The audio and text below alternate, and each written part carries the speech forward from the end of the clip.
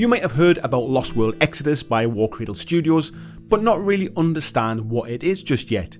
You may have seen some of the new miniatures that have been released recently and thought, I can't find the game to play with them. Well, I'm here to give you the lowdown on the Lost World lore, the beautiful miniatures, and how you can get using them right away.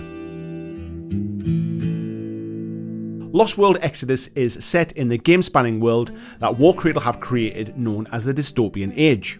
Within this world are three main gaming systems: Wild West Exodus, Dystopian Wars, and then joining them in the future is Lost World Exodus. Dystopian Wars is the naval fleet game which released recently with the fantastic Hunt for the Prometheus 2-player starter set. Whilst it's set in the same universe where all of the rich characters and factions exist already, it is a completely different rule set to the Exodus games. Wild West Exodus, which you may be more familiar with, has been around for a number of years and has a wide range of miniatures and factions to choose from, and is some of the best background lore in tabletop gaming. This is a 35mm scale skirmish game which takes place in the Badlands of an alternative history, Wild West, where alien technology has accelerated innovation, causing a very different American West. If you're interested to know a little more about this setting, you can see my beginner's lore video, which is here, and if you want to know more about how the game plays, you can see my deep dive into Wild West Exodus here. Both videos will be linked in the description to this video. Lost World Exodus is set in this exact same universe and timeline, but is focused around a different part of the world. Whilst the Wild West factions of the Union, the Warrior Nation and the Hex are fighting over control of land and power in the American West, other forces are setting expeditions to Antarctica in search of a mysterious alien structure which crash landed into the ice and snow centuries before. Unbeknownst to these explorers is that this alien ship has begun to alter the frozen wastes of Antarctica and has been creating a lost world of dense jungles, vast labyrinthian chasms and fiery volcanoes. Within this vast and varied landscape are seams of precious minerals, hyper-evolved megafauna, along with some terrifying beasts which now inhabit this lost world, hidden within the frozen icy wastelands for centuries. There are 8 major powers in the world of the Dystopian Age, and one of those, the Union, largely keeps out the other 7 from gaining any influence in the American West. Now that means that there's a whole other narrative to what's happening elsewhere around the globe that games like Dystopian Wars and Lost World Exodus can explore without impacting directly upon the narrative already planning out within Wild West Exodus.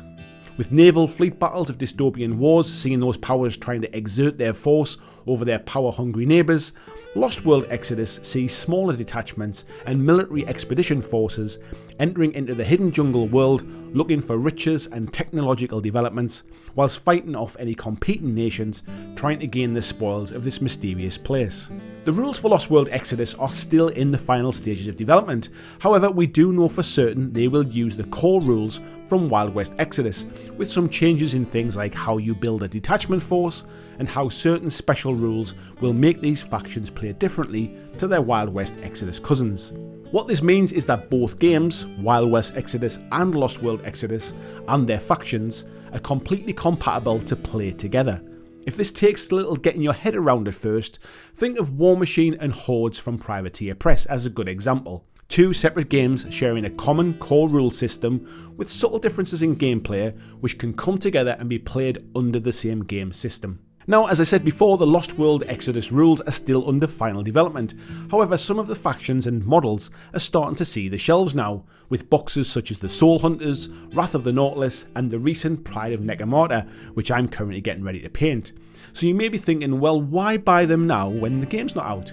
Well, as I also mentioned, the 2 games are completely compatible with each other, so these models are usable in Wild West Exodus. These Lost World factions can ally with existing Wild West factions to allow you to play them in your games of Wild West Exodus now. For example, the new Pride of the Necromata box, which is from the Empire faction for Lost World, can also be part of the Warrior Nation in your games of Wild West.